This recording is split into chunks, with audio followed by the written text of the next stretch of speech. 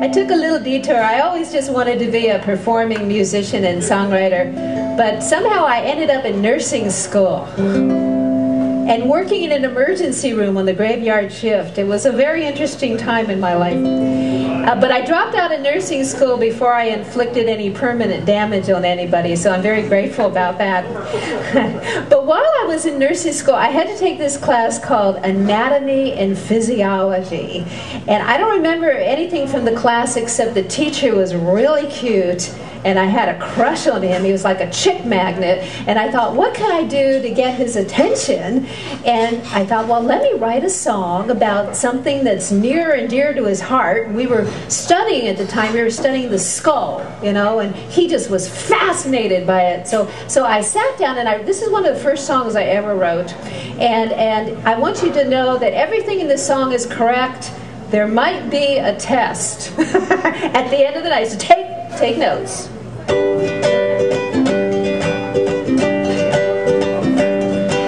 Well, here I am, folks, in anatomy class already. I'm thinking that I may not pass. What has me discouraged, confused in a daze?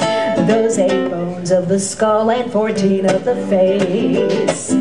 Now, nothing on earth can be more dull than to sit down and learn all the parts of the skull. And what's more than that, all the holes look alike. And you wouldn't believe the stuff there inside. Like the Petrie's portion of the temporal bone looks like the inside of a telephone with its mastoids and styloids and auditory meatai. I think I'll just find me a corner and ride. You know, if I change my major, then I can go home where I won't have to study the ethmoid bone or the bone or conchi or cristagalli.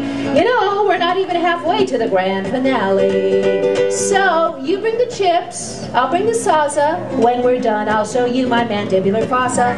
I'll show you my fissures and sphenoid wings. Then we'll move on to other things.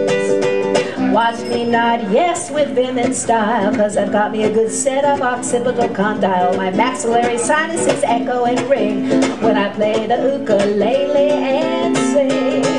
The anterior fontanelle leaves a space for a wormian bone to come take its place. And without the lambdoidal or coronal sutures, the occipital and parietals would have no futures. Now, I'm asking the heavens, why is it my fate that I'm memorizing the cribiform plate or the articulations of the zygomatic?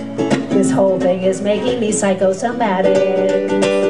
I need me a carafe of burgundy wine before I can grasp all the mutual lines. Finally, I found the nasolacrimal duct. Learning this stuff is really tough. Well, we just got our test back the other day, and despite my complaining, well, I got an A. I'll try to be humble, but it must be said, here is a woman who knows her